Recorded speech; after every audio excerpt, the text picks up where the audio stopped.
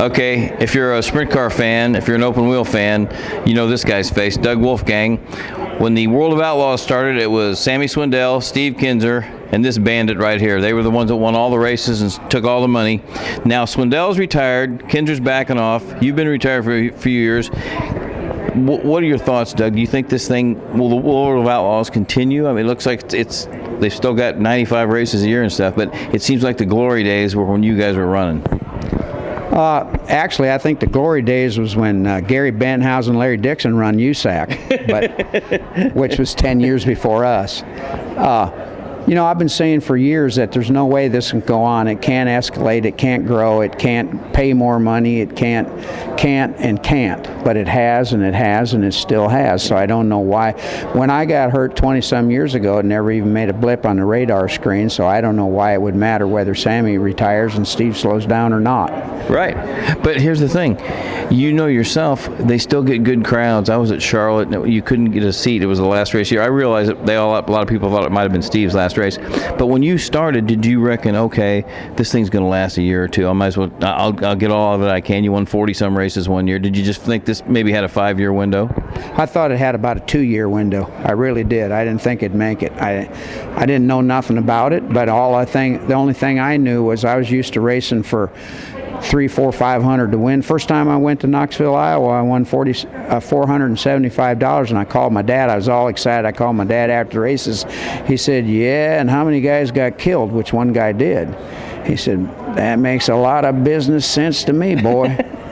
He was right. Your dad was too practical for racing. But it wasn't a year later, and it paid $10,000 to win at a race, and I lucked out and won it. You know, so it escalated fast, and it just went on. Well, in your book, which is one of the best racing books because it's very honest, that Dave Argeride did with you a few years ago, you had a wonderful chapter in there where you won 40-some races one year, and then you came back the next year and you kept lamenting that you'd only won 24 races, which just cracks me up when I think about how many guys would die to win 10 races a year. Well, for me, you know, I didn't know that. I'm just a kid, and I'm just trying to do the best I can. And of course, when you get spoiled, first year I really got going for Bob Trossel in 1977, I won 45 races. So I thought, you know, I'm the greatest thing since Mario Andretti and A.J. Foyt mixed together. You know, I thought my shit didn't stink, but it is not that way. And I had several years where it didn't happen. But when you're thinking that way, you think it's gonna. Did you, Doug, when you started out racing, did you want to come to the Indy 500? Did you ever have an opportunity? First of all, did you want to come? And secondly, did you ever get a chance? When I grew up in South Dakota, which is not in the middle of racing country, and that's in the days before convenience stores with even magazines, let alone nothing was on TV, maybe a 2-minute clip on Wide World of Sports. I just knew I wanted to do something, and I was white, so I wasn't going to dunk the basketball. I wasn't big enough to play football. I didn't like bowling, but my dad took me to the local track, so I got to looking at the track, you know, the racing and going to the library and realizing that, hey, I could go to the South Dakota State Fair, win a sprint car race, and because I won a sprint car race, go to Indianapolis. That's Roger Penske calling you right now. Yeah, brother. I bet it. Tell him he's 20 years too late. You ain't running right now. And go to Indianapolis and be a millionaire, you know.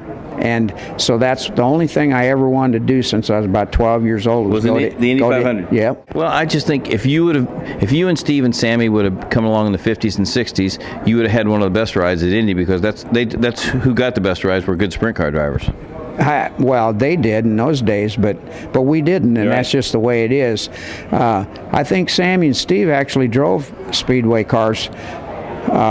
Sammy did a couple times, not at Indianapolis, I don't think, but I think Steve ran one of the first IRL Indy 500s, the second one maybe, and he was all right in his showing.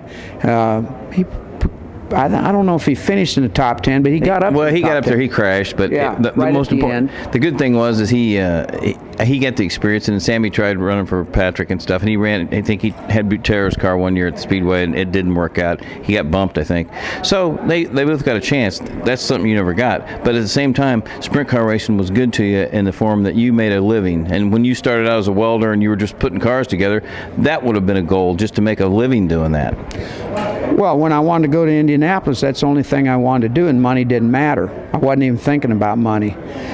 But then as time went on, I didn't get a chance to go to Indianapolis. The trade-off was I made way more money than all my friends put together at their businesses. and I came along now, in retrospect, I came along at the exact perfect time, because it was right when sprint cars, the outlaw sprint cars or whatever you call them, turned into paying good money, and I lucked out and was one of the featured guys, and I got paid good money. And that's the way it is. It's the way it should be, brother. When you win, you should get paid well. Doug Wolfgang, thanks for your time. Robin Miller for RACER.com. Thanks for watching.